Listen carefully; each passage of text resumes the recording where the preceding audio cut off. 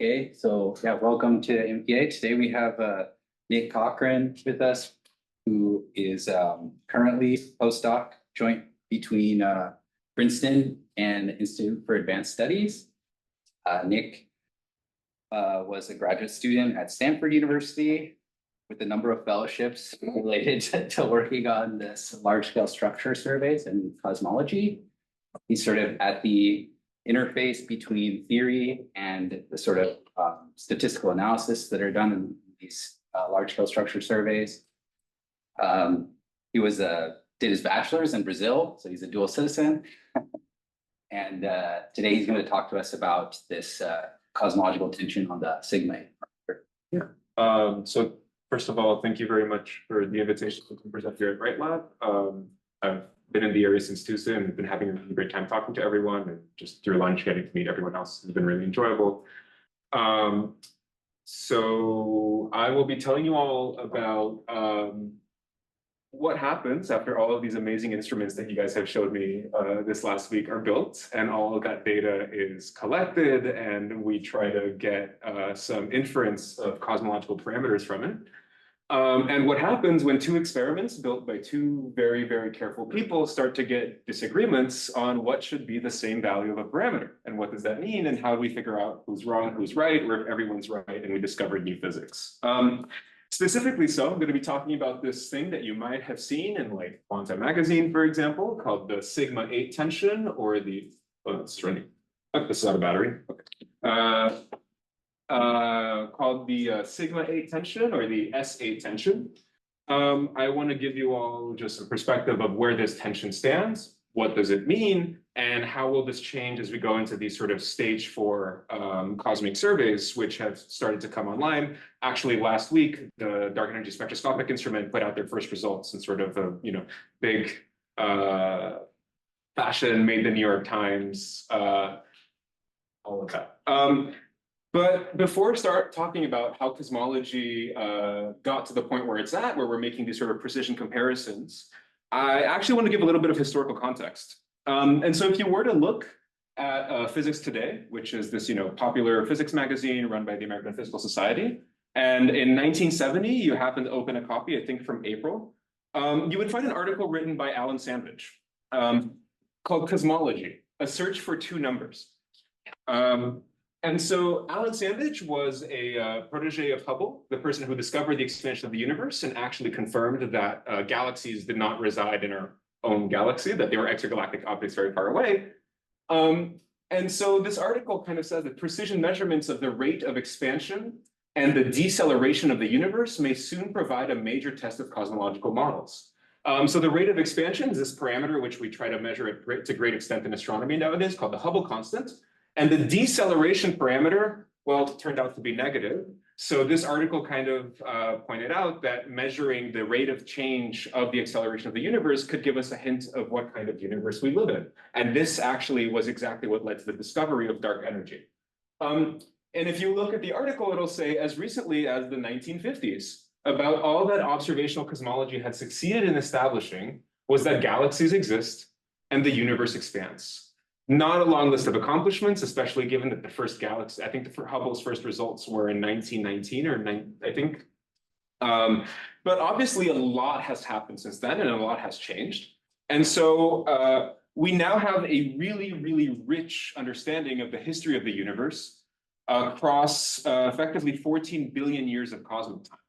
And it looks something like this, right? And so our standard understanding of the universe, our standard cosmological model, posits that in the first 10 to the minus 32 seconds of the universe, some weird mechanism, which we don't quite understand, called inflation, drove the universe from its really tiny quantum size to sort of a macroscopic size in an exponential fashion.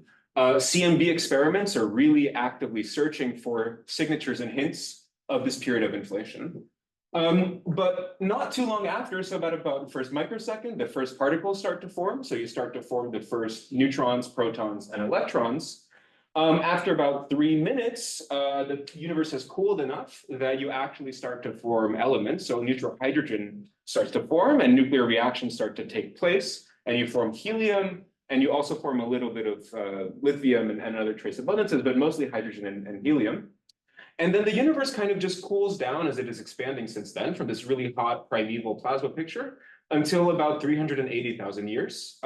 This is when the temperature is cold enough that you can no longer just ionize hydrogen atoms. So you now have neutral hydrogen that starts to form, and then all of these photons will just start to free stream out into the universe because all of the matter has become neutral. So this is the cosmic microwave background, which of course people here are actively searching. Well, we found it, right? They're actively trying to make very precise measurements of it and study its statistical properties. The rest of the story of the universe is actually a little bit boring for quite a while, but eventually you go from this stage, which is sort of very homogeneous and smooth, to a very clumpy universe where gas starts to condense into potential wells set by large-scale dark matter structures. And this seeds the first stars, which seeds the first galaxies. As these stars start to turn on, they start to pump UV radiation out into the universe and X-rays, which will reionize the universe. And so that's what we search for, example, 21 centimeter experiments at the epoch of reionization. And kind of very recently, although I guess this plot is out of date if the DESI results are true, dark energy starts to turn on and the expansion really accelerates, and we're here today. So the moral of the story is that our current history of the universe tells us that these small fluctuations that we see in the CMB are actually the seeds of today's distribution of galaxies.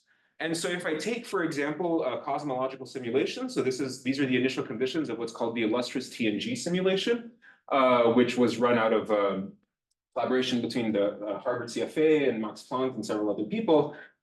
This is what the initial conditions of this simulation look like. These are just Gaussian fluctuations with sort of a specific size for the patterns of over and under densities. And if I just take that simulation in the initial conditions and zoom in on sort of an overdense patch, and I look at the output of my simulation, which has evolved about 14 billion years of cosmic history, where I once had maybe a slight overdense patch, has now collapsed into this cosmic web, this filamentary structure, where at the center you have extremely massive structures of dark matter that are formed, that are these halos. And the galaxies that we see today live in this filamentary structure here. And we try to map these out. And given the baby picture of the CMB and the story that tells us how this CMB should have formed, we can extrapolate forward and make predictions for what the galaxy distribution should look like in the late universe. And so specifically the way that we probe this cosmic web, in this case, this is just something from dark matter from a simulation. What we really try to do, right, is take very large scale galaxy surveys. So these are a visualization that was done by Jesse Muir, who's a postdoc when I was a grad student at Stanford, and I really like these, illustrating what a galaxy survey is trying to do, right? And so you put a telescope, this one's in Chile, it's actually close to La Serena at the Cerro Tololo International Observatory. And what it just does is takes large pictures of the sky at 4 or 5 different filters over and over and over and tries to tile the sky and just collect as many galaxies as possible. It turns out that the light that is emitted by these galaxies as it travels through to us will cross some sort of invisible distribution of dark matter. And so this light will be subtly affected by this. And so if, for example, you thought you knew what this distribution of galaxies was, and especially their shapes, and maybe they looked like something like this, it turns out that their shapes are very subtly distorted by that intervening distribution, maybe producing something like this, where this intervening dark matter distribution has sort of sheared everything around it. And so with galaxy surveys, what we try to do is make maps of all of the galaxies in the universe, of the shapes and how they're lensed in the universe. Simultaneously, we have maps of the CMB, and this light that comes from the CMB has to pass through these same dark matter structures. And so they will be similarly lensed. And so what we're trying to do then is extract information from maps of the distribution of galaxies, the distributions of the shapes of galaxies, the CMB, and also maps of the lensing of the CMB. And so the way that we do this, the sort of traditional analysis technique, has actually been to take a map and compute what we call summary statistics of them. And so the idea, for example, is that given a map of the cosmic microwave background, you try to decompose it into spherical harmonics, which are a nice basis for the sphere. And so you get a free coefficient. This map here is just a sum of several coefficients times all of these little maps. L sets the angular scale that you're looking at. And so this, for example, L equals 2 is the quadrupole. And you can go to smaller and smaller and smaller scales, more and more complicated maps. This is just Fourier analysis of the sphere. But then what you do is, for all of these coefficients at a given angular scale, you can compute their variance. And if you measure their variance, which is just given by this expression here, you get something like all of these dots. And then if you have taken a grad cosmology class and you've learned a little bit about how to compute the anisotropies of the CMB, you can also make a prediction for what this should be. And what we get with just 6 free parameters is this red line. And so what this is telling us is that this incredibly rich structure of these thousands of effectively uncorrelated data points that we measure from the cosmic microwave background can actually be fit to extreme precision and accuracy just through 6 free parameters. And it turns out that these same analysis techniques, this idea of decomposing things into some basis and then measuring this power spectral density of these coefficients, will also apply to maps of the galaxy distribution and the lensing of shapes and the lensing of the CMB. Another thing that is actually, oh, sorry, did you have, oh, okay. And yeah, feel free to interrupt me at any time. Just wanted to make that clear. So another thing that you could imagine doing instead of doing this sort of power spectral density, especially if you have just a discrete map of galaxies, like this image by DESI here. So this is the DESI result that just came out. This is their entire map of galaxies, and this points to redshift, so and time. So these galaxies are farther away in both space and time. If you zoom in and just make a histogram, a 2D histogram of the density of galaxies, you find this really rich cosmic web structure like I'd shown in the simulation before. And then what you could imagine doing is, instead of trying to do some complicated Fourier space analysis, is just count pairs of galaxies separated by some distance. And so how this would look like here, oh, is that going to work? Yes, is you're basically looking at galaxies from separated by some given angle on the sky, and you're just counting how many galaxies, how often do I have pairs that are separated by some distance? And I build up the statistical measurement across all of my galaxies in my sample, and you end up getting something like this. And so this is actually what this dark energy spectroscopic instrument did. And they measured this VAO peak specifically, which is actually the Fourier transform of the oscillations in that previous plot that I had shown before. So the idea then, the name of the game in cosmology, is making better and better surveys to measure these summary statistics to higher and higher precision, and at the same time, building models at higher and higher accuracy to extract cosmological information.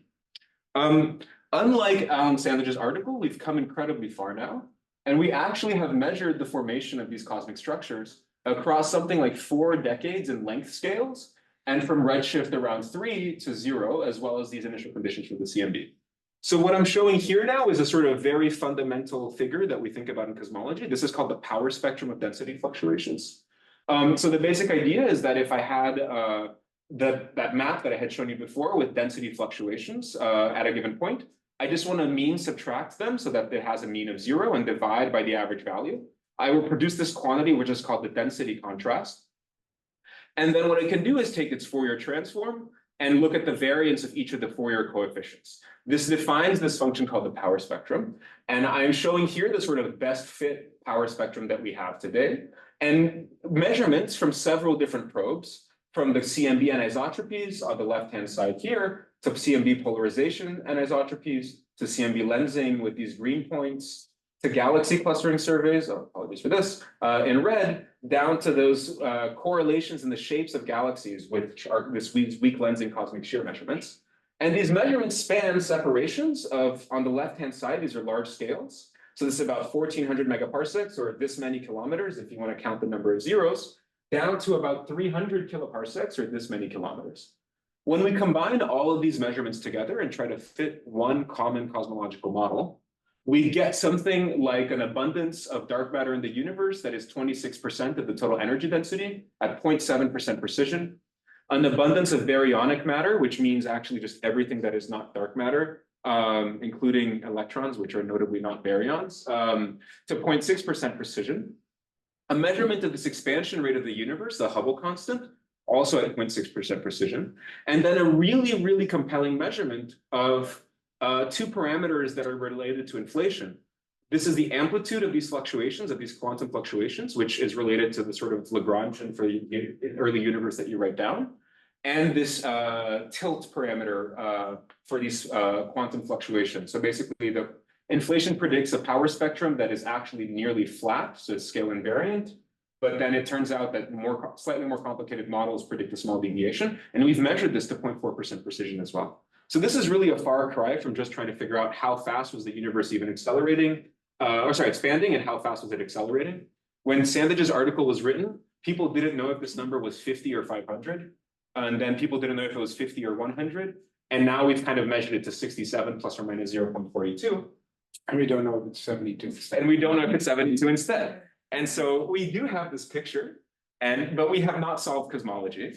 It turns out that there are now, intriguingly, discrepancies between sort of measurements of the early universe, the CMB, and measurements of the late universe, so galaxy surveys and supernovae experiments. And in my view, cosmology has kind of reorganized itself, at least in recent years, into almost a new search for two numbers. So one of these numbers, as Frank pointed out, is this Hubble constant. It turns out if you take galaxy surveys and Big Bang nucleosynthesis information, or if you take the cosmic microwave background, this is what you infer for the value of the Hubble constant. If you take supernovae experiments that try to directly measure the expansion rate of the universe, using several different calibrators, if you take time delay cosmography from strong lenses, if you take masers, if you take several different things that probe just objects very late in the universe, all of these measurements scatter quite far away from these. And if you can combine all of them together, this is something like maybe a 6 sigma discrepancy if you put everything together. And people have really racked their heads trying to figure out, is it a measurement problem? Is it a theory problem? We actually really don't know. The jury is still out. I will not be talking about this tension today. I will instead be focusing actually on this other parameter that we have started to probe at very high precision, which is called sigma 8, which I'll introduce shortly. But the idea is that the CMB makes a prediction for this parameter that's incredibly tight. And then if you look at it, every single one of these points is a different experiment, a different survey, a different analysis. For weak lensing combined with galaxy clustering, which is that pair counting of galaxies that I had mentioned, with just pure galaxy clustering from the Sloan Digital Sky Survey, from counts of galaxy clusters, from Sunyaev-Zldovich maps in the CMB, all of these scatter sort of low systematically compared to the CMB point. And so people are now quite curious whether this is also a statistically significant discrepancy that is valid or not. And depending on how you weigh all of these points, they're very correlated, but you get something that is at about 4 sigma. So we got really far, and now we're at a stage where experiments are trying to measure the same thing and finding discrepancies with predictions from the CMB, discrepancies from effectively the theory prediction. So the sort of, I guess, weak analogy that I could make, since this is an experimental particle physics lab, is that it's a similar situation to, for example, the mu1 g-2. We have a standard model, which is the CMB, which predicts what the mu1 g-2 should be. Certainly the electron g-2, that's really simple, and we've measured that quite well. When we try to measure the mu1 g-2, we start to find predictions from the standard model. And so the question is, are these predictions because these measurements at late time, sorry, are these discrepancies because these measurements are off, or because the theory that we're using is inadequate and we have to revisit our theory? So there are no questions. I do want to talk a little bit about what this number actually is, the sigma 8 number. If you noticed, actually, when I had given you these 5 fundamental parameters of ΛCDM, sigma 8 was not here. And that's because it is not a fundamental parameter. It is something that is called a derived parameter. So given the initial conditions of the universe, given the CMB, you need to have a story to map the early times to the late times. And so you need a model for the growth and evolution of structures in the universe. What this model does is it gives you a prediction for that power spectrum that I had mentioned, that curve that rises up and wiggles and then goes down. And sigma 8, for some reason, is historical reason, is defined as basically the variance of matter density fluctuations, of dark matter density fluctuations, filtered on scales of 8 megaparsecs. And so what this means is that it's sort of an integral constraint on what this power spectrum should be, where you're preferentially picking out a set of scales. And that's because this filtering, when you set R equals to 8, you have this Bessel function that will just begets the scale. So all of these experiments at late times really measure sigma 8, but given the CMB, you can predict what sigma 8 should be. And sometimes what you might see is not just the sigma 8 number, but something that's called S8. And that's because for a technical reason, weak lensing surveys actually can't measure this overall amplitude of this clustering. So the higher the sigma 8, the lumpier the universe is, the more the stronger structure formation is. But weak lensing relies on the fluctuations from the amount of matter that there is. And so you can only really measure this combination of omega matter, which is the amount of matter in the universe that causes the lensing, times the amount of compactness. And so the reason people are really interested in the sigma 8 problem and these experiments that disagree is because it turns out if you're a particle theorist and you cook up a Lagrangian that changes what your particle dark matter model is, for example, you immediately change what the prediction of sigma 8 is. And so this is a slide that was shown by Alex Lagway, who's a postdoc at Penn at a conference that I was at, and I just really like this slide. And what he did is he went to the literature and he basically just picked several extensions to the standard model of cosmology and looked at what happens to the power spectrum for all of them. And so, for example, this is including the effects of what are called baryonic physics, so hydrodynamical effects like the formation of active galactic nuclei or supernovae, which will redistribute the gas, and this gas means that the dark matter distribution will also change, to models that have dark matter that decays in the late universe, to models where the dark matter and the baryons can scatter, and so this will cause these sorts of oscillations, to models with fuzzy dark matter, so this is like 10 to the minus 21 EV axions as being your dark matter particle. What all of these things do is these are all ratio plots compared to the standard prediction. They always lower this power spectrum, which means that if this is an integral quantity, lowering this power spectrum means that you lower sigma 8. And so what people think now is that since the CMB has no information about what dark matter has done in the late universe, if there is a new model that changes the power spectrum after the CMB has been formed in a way that lowers and damps the formation of structures, all of these experiments would be probing this dark matter signature. So this is kind of a really tentative target, and people have become really interested in this. Not just in the galaxy survey community or in the CMB lensing communities, all sorts of probes like intensity mapping, 21 centimeter, but I'll focus on the galaxy survey story for now.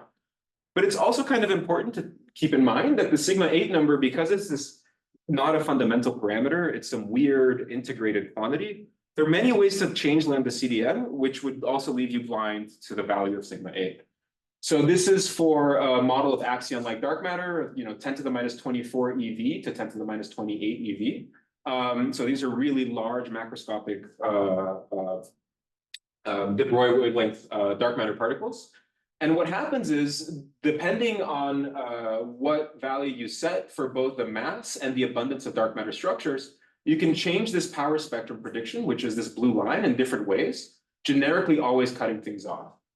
But what happens is if you compute that integral for sigma 8, for a few of these models, like this pink one, for example, you actually get something 0.828, which is well within agreement with ΛCDM, even though this would be a 100% suppression of scales after a megaparsec. And we know that we're having this conversation, so that model is probably ruled out.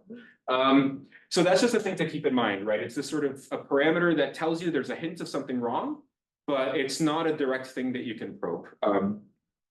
So it's kind of interesting. Every time that we have a measurement that involves galaxies in some way, so galaxies, their clustering or their cross correlation with lensing, we somehow always find a low value of this sigma 8 or this S8 parameter compared to predictions conditioned on CMB data. So this is from an analysis that I worked on in grad school, where we compared, these were the predictions from Planck, for example, and also from ACT plus WMAP. So it's not a Planck only thing. If you take WMAP at large scales and combined with ACT at small scales, you get something similar. And compared it with cosmic shear surveys, like the dark energy survey, compared it with combinations of shear and clustering. So this is the so-called 3x2 analysis. CMB lensing combined with clustering. All of these analyses, once again, scattered quite low. And what we found is that when we cross-correlated with CMB lensing, we actually found the lowest published constraint on S8 at the time. And so I was really a believer in this, and I was really convinced that we had some problem, because no matter what we did, every time we improved our analyses, our S8s went lower and smaller error bars. In 2023, the ACT group published their CMB lensing results and actually found something quite interesting. Basically, ACT CMB lensing, which is measuring the distribution of matter mostly at redshift 2, so about 4 billion years after the universe began, also somehow finds, which we consider late universe, by the way. I know that it's like a 9 billion year gap between us today, but structure information doesn't change much. Actually found a value for sigma 8 that is in complete agreement with Planck.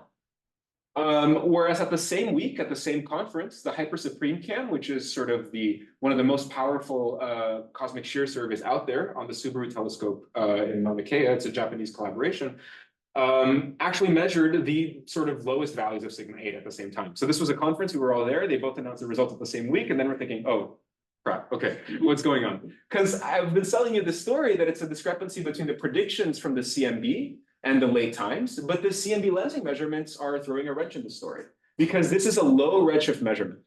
And so if this tension is actually true, it can't just be a discrepancy between early times and late times. And so how do we probe this? How do we figure this out? It turns out, Okay, verify.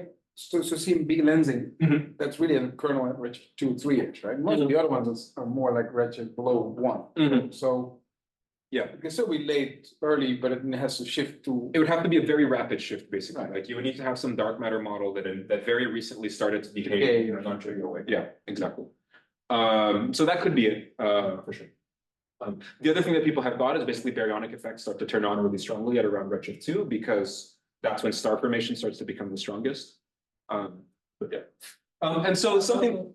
So do you consider CMB lensing as a large scale thing or a small scale? It's a large scale measurement. So if you actually look at this figure again, CMB lensing points are in green. So they are actually mostly at large scales, the points that are well determined. If you look at sort of the vertical error bars, this one is a ginormous error bar. So out to K of about 0.1. Compared to galaxy surveys, which go to a K of about 0.2, 0.3, and cosmic shear, which is K of 2. And this figure just extends, I just cut it off. So why this early universe versus the later universe problem rather than large scale versus small scale? Right, so once the CMB lensing results came out, people started thinking about this being a large scale versus small scale problem, and not an early versus late universe problem. Because, yeah, so as you pointed out, right, these CMB lensing measurements are still at large scales, and everything else that we've measured that has low sigma 8 is at sort of smaller scales. And so people sort of, Just if you showed it a few times, the purple point, that's year 1 cosmic shear. yeah. This is a linear power spectrum. Yeah, so this. So why don't I see non-linear? Yeah. This is actually, so this figure is using this, there's this algorithm that Tegmark and Zaldariaga wrote down in 2002, which was like cosmological parameter constraints beyond the black box, where they figure out a way for given a probe, you deconvolve basically, you have a measurement, then you figure out a way to deconvolve all of the crap to get out the linear power spectrum that is underneath that. And so this is effectively the linear power spectrum that gives, that you would infer from the weak lensing constraints. Although we have measured them. Although they're all not very nonlinear. Yeah. So yeah, if you were to plot this power spectrum, you know, the nonlinear power spectrum, of course, like deviates and goes here. But this is just a way to put them all on the same, all of these different probes on the same figure. And so, any other questions? Okay. And so people started to sort of wonder, you know, could this tension be driven by changes in the small scale power spectrum at kind of low redshifts? Because all of the experiments now that are finding low values of sigma 8 are all basically in this regime of these red dots and these purple dots. And all of the experiments that are finding high values of sigma 8 are in this regime of these green dots, blue dots, and orange dots. And so these cosmic shear experiments, right, they probe very low redshifts, it turns out, and very nonlinear scales. And so if you actually look at where in this plot of redshift and scales cosmic shear experiments live, they're actually most of their signal to noise comes from K of 1 and to the right. CMB lensing is actually only measuring this square here, which is sort of out to redshift 3, out to K of about 0.2. And different experiments are measuring different places in this plot. And so a question that I've been thinking about is there a way to triangulate between these CMB lensing measurements, which are very large scales, and these weak lensing measurements, which are very small scales? How can we sort of really fill in this gap of scales in between the two using the experiments that we have? And so the idea is that if we have highly precise measurements at scales in between CMB lensing and weak lensing, cosmic shear, we will hopefully bridge this gap between these experiments. Something that we hadn't appreciated actually is that if you try to bridge this gap using current data, using legacy stage 3 survey data, there's actually no signal to noise as you try to push to smaller scales. And so this figure is showing the relative uncertainty of several different experiments. So a stage 3 cosmic shear survey, a Planck CMB lensing survey, the Planck specifically, cross correlations between galaxies and cosmic shear and galaxies and CMB lensing. And basically what you find is that at this scale of k of 0.2, all of these cross correlations that I wanted to use to triangulate and fill in this gap all have relative uncertainties that just completely explode as you try to push to smaller scales. So the data are just not good enough to answer this question right now. That said, if you play this exercise and repeat it for the next generation, so with something like Simon's Observatory, Rubin LSST, the dark energy spectroscopic instrument, these relative uncertainties in all of these measurements go from sort of 15, 20+% to like infinity percent here. They're all really tight, all on the order of about 1%, less than 5%, to a factor of 3 in scales that are smaller. And so really data that is coming online right now will be signal dominated to sort of 3 times smaller scales than before, and will really let us bridge this gap and answer this question. But to do this, since these relative uncertainties are so small at these scales, we need highly accurate models in order to extract the most from our surveys. So a quote that I think of a lot is basically, with great statistical power comes great systematic responsibility, and specifically in this case, understanding of your theory, so your theory systematics. Yeah. What's wrong with using the S3 shear measurements, which have 5-ish% in your relevant K ranges? Yeah, so We're just missing it, yeah. Yeah, no, that's a really good point. We can, and that's what the DES and the hypersupreme camp points have essentially said. It actually turns out that if you compute the signal to noise at these scales for cosmic shear, it's not very high. It's mostly driven by these sorts of scales. So you still end up with 10. yeah, yeah, exactly. But yeah, you can actually see that Rubin LSST will also be very interesting because it's just such a crazy precise instrument. Okay, so hopefully for the rest of the talk, I want to tell you a little bit about how do we, fulfill our Uncle Benny task. And so the basic idea is I want to tell you a little bit about how do we construct models for the observed distribution of galaxies in the sky. This is actually a 2-part question. The first question, right, is how do we go from these initial conditions from my simulation and evolve the dark matter distribution to its late time, extremely nonlinear cosmic web dark matter distribution. And so actually this is just a zoom in from that panel that I had showed you before, and you can really see that this overdensity has just kind of collapsed, right? A brighter color is just more dark matter, has really collapsed and just formed this web-like structure where the overdensity here collapsed here, overdensity here has collapsed here, so on and so forth. But there's a second problem, because this is dark matter and we don't see it. We also have to figure out how do we map the distribution of galaxies and basically galaxies and halos and 21 centimeter emission and carbon monoxide emission to this dark matter distribution. So how do these, what we call biased tracers, populate these dark matter structures? So I'm going to first tell you a little bit about this problem. And in the community, it's actually one of the more well understood problems in terms of modeling, but historically it's organized itself into 2 fronts. So the problem that we're trying to solve is the evolution of the dark matter distribution. And people actually treat this as a problem of fluid dynamics. And it's a very simple fluid dynamics problem compared to most of astrophysics. It's really just a fluid that has no pressure. So if you're thinking of smooth particle hydrodynamics, the equation of state, there's no pressure. It's just 0. There's no viscosity, no sound speed, no nothing. So all that you have is the continuity equation for mass conservation, the Euler equation for momentum conservation, and the Poisson equation, because this fluid only evolves under its own gravity. So this is very different from your sort of standard fluid dynamic setups. And it turns out that what you can do is either try to solve these equations with the pen and paper. They're extremely nonlinear equations. If you manage to solve these analytically, let me know, because I want to get the Fields Medal with you. Right? But so what people try to do in the community is something that actually borrows a lot from quantum field theory. The idea is that you can write down a linear solution to the linearized equations, compute what would be the second order solution to the dark matter density distribution as a function of time, third order, so on and so forth. And what you can do with this is basically compute all of these summary statistics using a Feynman diagram-like language. You can make just order by order, include every single correction that I know should be there according to the symmetries of these equations. A lot of the standard QFT technology has been adapted into this field. For reasons that I'll explain, this only gets you so far. So maybe what you would like to do instead is just try to directly integrate these equations of motion. So this is what are called n-body simulations, and that's what given you all these beautiful maps that I've shown you before. So just for a sense of what this evolution problem looks like, this is a simulation that one of my thesis advisors, Tom Abell, ran that made it to some Terrence Malick movie for some reason called The Voyage of Time.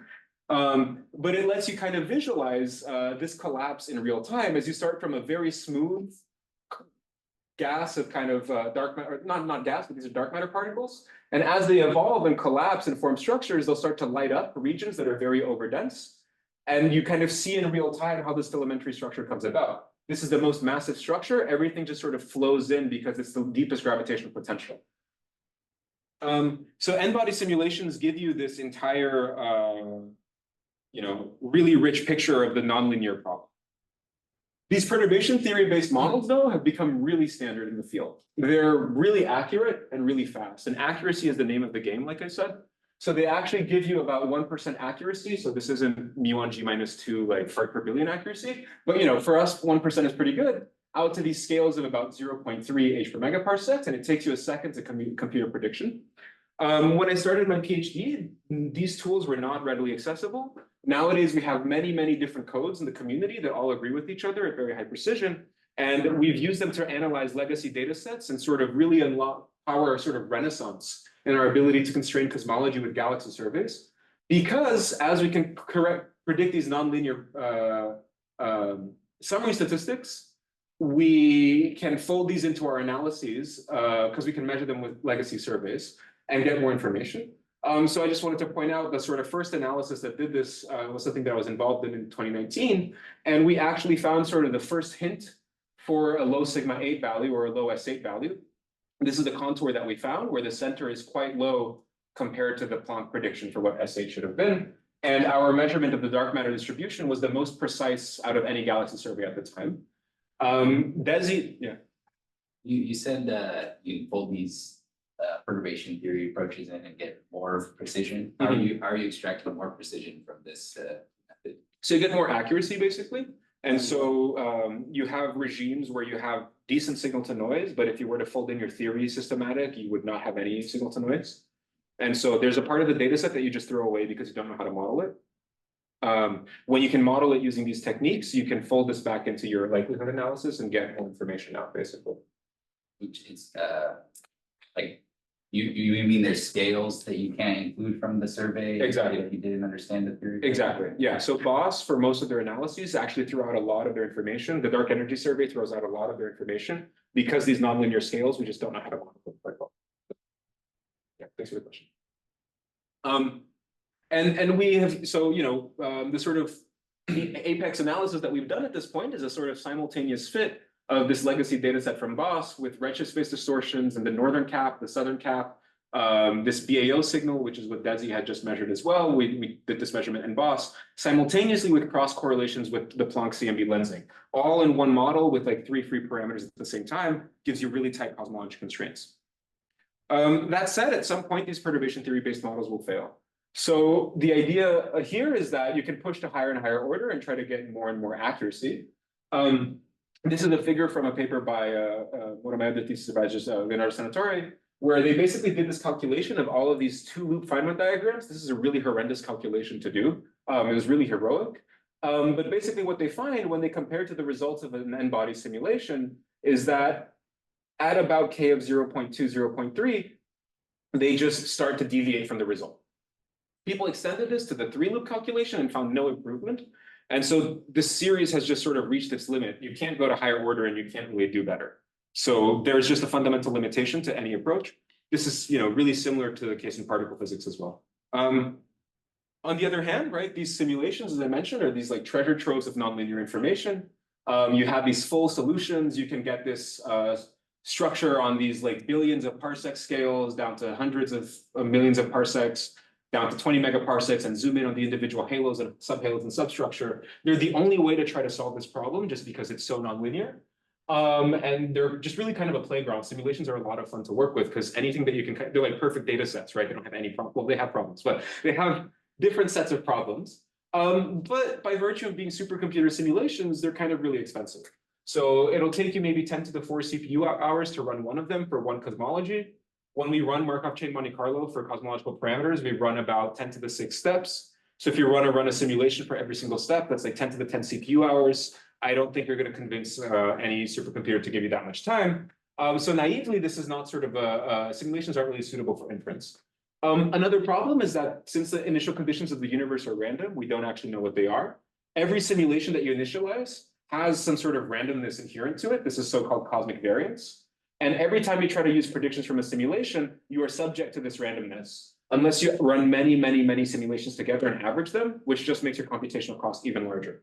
So this is actually very visible here. All of this scatter at sort of low k just comes from the simulation itself being noisy, not from the theory prediction. But that said, these two methods are really mature and give you really complementary ways to model the dark matter structure. So I wanted to very briefly touch on how do we model this next part, which is if we solve the problem of dark matter, which we arguably have, how do we solve the problem of figuring out how galaxies live in dark matter? This is a really difficult problem, but the basic idea is that you try to say that these galaxies always live in the sort of most concentrated regions, what are called halos of dark matter structure. And so the game that you play is you can simulate the dark matter distribution, have some algorithm to assign galaxies, and then you can compare the galaxies that you saw to the ones in your survey and iterate back and learn something about the dark matter distribution. This is actually not unlike the problem of, for example, someone giving you this picture of lights where humans are most densely distributed and trying to figure out where does the human population live statistically. Obviously, you know, New York City, probably there's a lot of people, but there are also a lot of regions on this map which aren't lit up and which still have appreciable human populations. And so the idea is that dark matter is sort of the scaffolding through which galaxies can be placed. There's an entire spectrum of ways that you can do this, all the way from trying to jointly simulate the gas and the photons and the magnetic fields and the radiative transfer and the collapse self-consistently, these so-called hydro simulations, to sort of very statistical models called halo occupation models, where you just say, oh, statistically, a dark matter structure with this collapsed mass in it will host 5 galaxies. And so you put 5 galaxies there, or you sample from the Poisson distribution with 5 galaxies. Even this simplest halo occupation model needs something like 5 plus 3 parameters only for the statistical assignment. So in the CMB with 6 parameters, we can fit the entire CMB. For galaxies, it's such a nonlinear problem. You need something like at least 5 nuisance parameters that you have to marginalize over. And all of this is conditioned on these simulations being very expensive. So the other thing that we can do is basically try to use perturbation theory again to understand what could be happening. So this falls into the name of bias models. And there's this basic picture where you have a dark matter density fluctuation, which is just some small scale high frequency oscillation on top of some large scale background. It basically turns out that from theory considerations, and you should take Frank's class to know more, is basically that at some density, if you have a dark matter fluctuation that is dense enough, it'll just form a bound halo and will just orbit itself until the end of time. And so what you try to do is you try to count in this distribution of fluctuations, how many of these actually cross this threshold. And what you see is that if you're surrounding a peak of the dark matter distribution, the large scale one, you find more collapsed objects than if you were at a trough. And so what you try to do then is write an approximate description for the distribution of the numbers of halos in every single point in space. So the number density of halos at a point, also this contrast. And you just try to write this as some sort of very generic expansion of the gravitational potential. Then you just do a Taylor series really, but it's a Taylor series of this Hessian, which is a matrix, and this density is a scalar. So the first thing that you can do is expand in the trace of this matrix. This is the Laplacian of the potential, which for the Poisson equation is just a distribution of dark matter. And so what you recover is this famous result of linear biasing, which is that the distribution of halos is exactly proportional to the distribution of dark matter. This was really successful for a really long time, but at the level of precision that we have, this is no longer accurate enough. And so people also build this sort of a series, perturbation series model where you do this expansion to higher and higher orders and you include more and more terms. And these are very powerful and generic models because they are just predicated on their symmetries, which are rotational invariance, and the equivalence principle, which is just what states that you can only measure 2 derivatives of the potential. And so this is just a very generic way to map the distribution of dark matter to the distribution of galaxies. But this is also perturbative expansion, and so it will fail at some point. I've kind of set up this dichotomy between perturbation theory and simulations for all of these different problems. What I ended up exploring in my thesis was this proposal, which was just like, guys, this perturbation theory approach and this simulation approach are actually trying to solve the same physical problems, the same physical equations. And so we know that simulations can really accurately evolve this dark matter distribution, but this galaxy formation problem is really challenging. On the other hand, with a Taylor series, we can write down a very powerful, very generic model for what this connection between galaxies and halos should be that is very accurate. And so why don't we combine these two in the regimes where the simulations are really good and where the perturbative models are quite good, which are these bias models? And so there's this initial proposal out of the Berkeley group, which is what happens if we can let the perturbation theory inform the galaxy halo connection and use the dark matter distribution from the simulations. And so you build a hybrid model, sort of the best of both worlds. Perturbation theory that is interpretable for the very difficult problem of galaxy formation, simulations for the very well-defined problem of dark matter structure formation.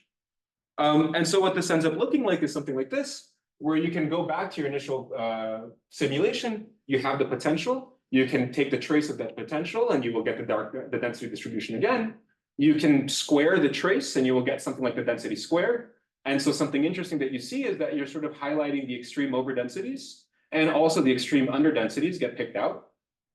You can also take what's called the traceless part of that matrix and build the tidal field. And so you're looking at the strength of tidal fields, which we know will also impact structures. And we can build all of these things in the simulation. Those were all of the ingredients that I had written down in that equation before.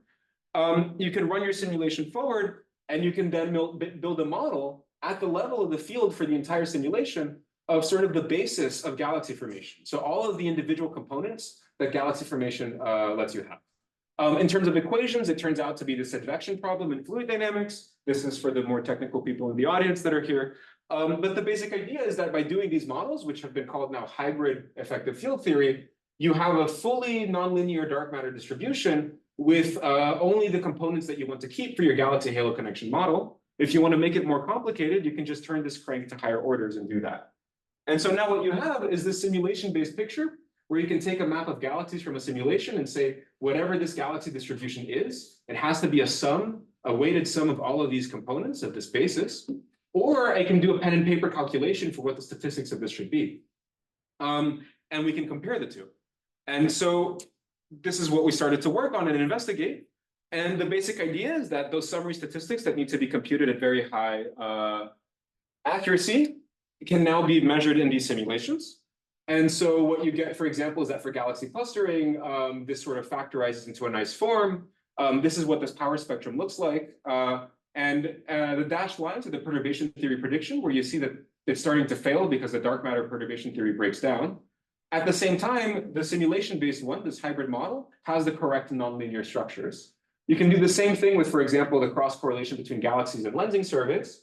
And the interesting result is that the dashed lines and the solids at large scales always recover each other. So this is a sign that at large scales, you recover perturbation theory, which is what you wanted. But as the dark matter perturbation theory breaks down, you have the right nonlinear structures. And so we decided to see if this model could fit simulated data from a galaxy survey. And the answer is yes, actually really well. So that plot that I had shown you from Leonardo's paper failed at 0.2 as the largest, smallest scale that it could probe. This blue line shows this hybrid model, and you can actually push this measurement self-consistently to K of 0.5, 0.6, which is a factor of 3 smaller in scales. And at the same time, we also showed that you can use this model to try to analyze a fake data set, like a realistic survey data set, and you can recover the cosmological parameters using very small scale information in an unbiased way. And so if, for example, we had a sigma 8 measurement from a galaxy survey that was this precise, and it's only this precise because we pushed to such small scales, we would really weigh in on the sigma 8 tension. So that was exactly what I wanted to do with my next paper in grad school. But it actually turns out that we couldn't probe the sigma 8 tension with this result. One, for the reason that the models don't have enough, or the data doesn't have enough signal to noise there. The other reason is that since this is a simulation-based model, what you're actually doing is something called emulation or surrogate modeling. So you run one simulation at every single point in this like 6-dimensional parameter space. And you have to sample from something, and we sampled from a Planck prior, which always had lots of coverage at high sigma 8. And we ran one simulation at every single one of these points. And you train a sort of machine learning model to learn what the dependence is of all of those curves in the previous plot on cosmology. So you basically repeat this measurement at 10 different redshifts for 40 different cosmologies, do a lot of validation. And it just turns out that the simulation that we ran didn't have coverage at low sigma 8. And so we couldn't analyze the current data. Another group tried to do something similar and actually found a 35% increase in constraining power on the SER1 data. So definitely these models are quite promising. And so what we turned to do is look at the next generation. We greatly expanded the grid parameter space that we were looking at. So like this stopped at 0.7 for sigma 8. We now go all the way down to 0.5. Had a very specific design for all of these different things, and remeasured all of these summary statistics and built this model to interpolate between all these different summary statistics. We also now have massive neutrinos because it turns out that neutrinos have an impact on large scale structure, and this is a target that people are going after with the dark energy spectroscopic instrument. And so in this paper, we sort of rebuilt our entire modeling toolkit, and it's now publicly available. And it has a few really neat quirks. Can I ask, because you're losing me here. Yeah. So we're advocating this sort of hybrid method between perturbation theory and simulations. Yeah. And now you're suddenly throw in emulators of simulations. If I have the emulators of the simulations, why do I still need the perturbation theory? Yeah. The simulations are fully nonlinear. Yeah, so you still need an emulator for the galaxy halo connection in principle on top of that, right? So if you want to, you would have to emulate the HOD. So, but in that case, you're not putting galaxies necessarily on the halos. You just on a smooth scale, you just describe the biases. Yeah, so the idea is that you can build all of those different fields in the bias expansion with one simulation, and that's deterministic. And then all of your biased tracer correlators are just very simple to compute. And that's what you emulate. You emulate the dependence of the building blocks of the bias expansion. But that means you're also limited on scales above 2 megaparsecs. Yeah, definitely this, because it's a bias expansion, you don't get the one halo regime very well. That's true. But K of 0.6 turns out is not that one halo contaminated, is what we felt. So it still kind of works. I'll skip this plot, but if anyone's interested, we also managed to solve this problem with sample variance in simulations, which is a really big problem because of this cosmic variance, but I can't talk about that right now just due to time. So what we then looked at is what is the accuracy of our model compared to other state-of-the-art codes. So what the Dark Energy Survey had employed is this panel here. What other people at Argonne National Lab had built is this model. Euclid, which is this European flagship, like billion-dollar satellite, has this model, and these curves are the residuals for our model. And what this is showing is the error basically that you commit when you try to analyze using these different emulator models, very, very, very well measured data. And so you can see that these residuals are always really large. In fact, they're large enough that if you had a neutrino mass that was 0.03 EV, which we know is a bit too low, but if you had that, your error in your model would be larger than the signal from the neutrino mass showing up. And if you look at these residuals across all these different cosmologies, all of these different models behave in very weird ways. A model that we built is the most accurate and the most precise emulator-based model on the market, which we're really happy about. And so we entered this challenge in the Rubin LSST Dark Energy Science collaboration, where they basically held an open challenge for the modeling community. And they told every person, you have a modeling code, implement it into our pipelines, and we will blindly analyze some data set and see if we can recover the true cosmology out. This was data set that was generated to match catalogs from 10 years of LSST, which is like 2035. So this is a very futuristic test. And the question then was, can these current models that we have right now recover the true cosmology at high precision? And it actually turned out that the answer was yes for our models. So the traditional perturbation theory-based methods, when they tried to measure sigma 8, this was what the input for the simulation was, found that as they tried to push to smaller and smaller scales, we're getting more and more biased. Anzu, which is the code that I wrote, which was a kind of in-joke with collaborators, the name, actually is always unbiased, even at this extreme level of precision, and always with sort of a very appreciable, very good chi-squared, a very good fit to this very stringent test. And what they found then is that if you can push to smaller scales, so if you have something like Kmax of 0.2, which was your previous best result, and you can push to 0.4, this gives you a 20% increase in your, or a 20% decrease in your error bars, which doesn't seem like much, but your signal to noise goes as your squared, goes as the time that you integrate. That's a 40% increase in integration time just from using better theory, which is much easier to convince people to fund than running the telescope for 40% longer. So I think this is really interesting. And so I'll just end with this point, right, that fundamentally, why is it that we care so much about fitting survey summaries to smaller and smaller scales? Since our universe is a draw from random initial conditions, there's this notion of cosmic variance. So large scales are always easier to model, but they're always really noisy. And you can see this in the CMB very explicitly. It's just the Gaussian uncertainty. This is a kind of well-known formula. But the point is that this green band is what this formula is showing. And all of these large-scale CMB points will scatter around and around.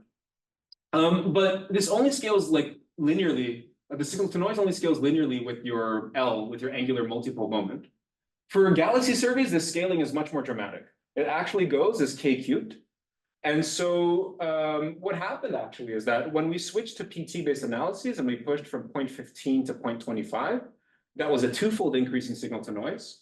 Now going from 0.25 to 0.6, that's sort of another twofold increase, at least in signal to noise. And this means that we can actually really pin down cosmological parameters and weigh in on this S8 tension. That's case work. Yeah. So it's still case work.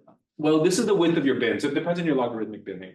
But when people do mode counting, they normally do it as k cubed because they assume logarithmic bins.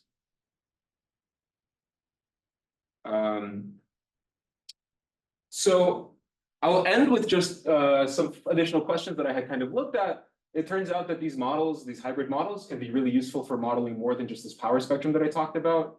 You can use it to learn a lot about the galaxy halo connection, just looking at sort of hydrodynamical simulations and other models of simulations. You can really sort of take this paradigm of doing perturbation theory with simulations very seriously. And this is how we've solved this problem of sample variance. And I've recently been looking at, I only talked about the positions of galaxies, but the shapes of galaxies are also very interesting tracers. And so we've been building theories for all of these semi-statistics. Answering each of these questions, right? So how do cosmic surveys benefit? How can we pin down this galaxy halo connection? Where are these new directions? How can we extend techniques to new tracers? All of these will help squeeze the most information from the coming generation of galaxy surveys and hopefully help pin down this S8 tension. When I wrote this talk, there wasn't this dark energy tension from DESI, so I think that's also very interesting, but I wasn't going to re-engineer everything. So to wrap up, stage 4 cosmic surveys will sort of see a significant reduction in large scales, but definitely small scale uncertainties. And these galaxy cross correlations will sort of always bridge the gap between the large scale lensing experiments as the CMB and the small scale lensing experiments of galaxies. And so it can hopefully weigh in on this the scale dependence that we talked about. To take advantage of this data, we do need better models. But these hybrid models that I've been developing are up to the challenge and a really promising avenue. And a playground for doing a lot of other fun stuff that I wasn't able to talk about today. But I'm around all day today until the end of the afternoon, and I'm happy to take questions now or stop by my office at 2:12 to chat. So thank you so much for the opportunity to talk about my work here.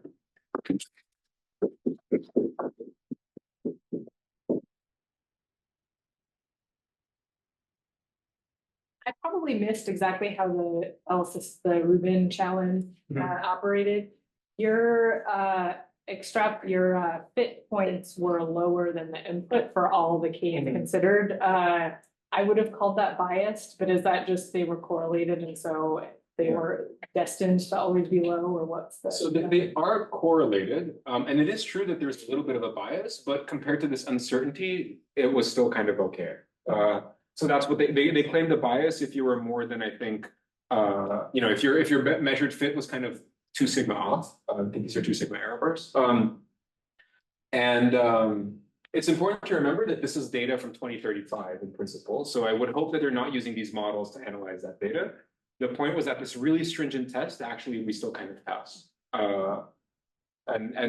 Yeah, so that's kind of the idea, right?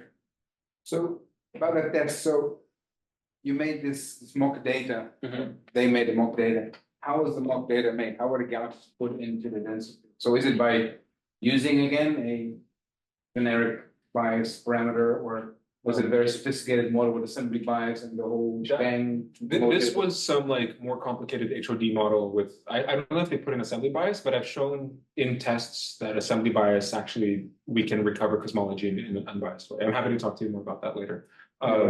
This was, some Red Galaxy HOD, I think.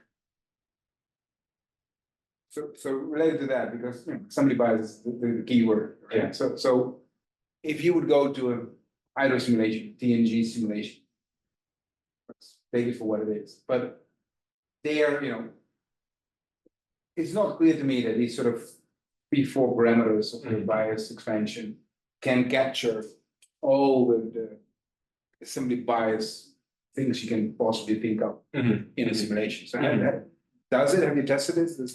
So I haven't tested it against TNG specifically, but I've built things looking, so for halo samples, let's talk about halo assembly bias, because it's a simpler problem. Concentration dependence, spin dependence, all of these things, we actually fit extremely well still. And it's really interesting because you can see the bias parameters that shift are the one to fit for the assembly bias are the ones that kind of almost make sense. So for spin assembly bias, the tidal bias was the one that shifted the most to make up for the dependence. So, and we're looking at this now with TNG at the field level, and I'm happy to chat with you more about that. It's kind of preliminary, but we have some really interesting results. Yeah. I'm just curious, it's a hypothetical question. So if there is later in the year some kind of tracer that traces the intermediate scale, say 21 centimeter signal, then how is your modeling gonna work in this case? Like, should you trust perturbation theory or should you trust simulation? That's a really good question. So it depends on the epoch. So if you're talking about 21 centimeter emission before or after reionization, so sort of low redshift 21 centimeter, a lot of these perturbative models should still kind of work. And people have started to look at basically how well do these bias models work for 21 centimeter emission. And it seems like they work pretty well. And what helps is that it's sort of higher redshifts, and 21 centimeter emission is tracing just diffuse gas. It's not really biased peaks. So it's actually not as complicated as you would naively think it is. So, and this kind of makes sense that these models work because the only requirement is that things are rotationally invariant, and the distribution of gas, which sets the 21 centimeter emission, is not going to be sort of violating that principle, right? It's all standard CDM results. Yeah. Any other questions? No? Yeah, thank you so much. Oh, great. How about high redshift 21 centimeter? Yeah. That field, yeah. That is, so I'm also kind of looking, after sort of my postdoc, I started looking at that a little bit. Yeah. So hard. Basically what happens is that the bubbles for reionization, so early on in reionization, before the bubbles have become sort of large enough, these techniques work. The bubbles get really big though, right? They become like 10, 20, 30 megaparsec ionization bubbles. And then this expansion just completely breaks down and stops working. I'm really curious as to how we're going to solve that modeling challenge. It's a very tricky, very complicated tracer to try to model. So there's a paper by Matt McQuinn that looked at this actually. That's very nice. It's called like how perturbative can the 21 centimeter signal be, I think is the title. And it's very different. No, the title is the 21 centimeter signal may be perturbative because he basically showed that depending on the model that you assume for reionization, these things work better or worse. Yeah, I really want to. I think it's going to be it's a really cool epoch to probe, and it's a really interesting problem from the large scale structure perspective.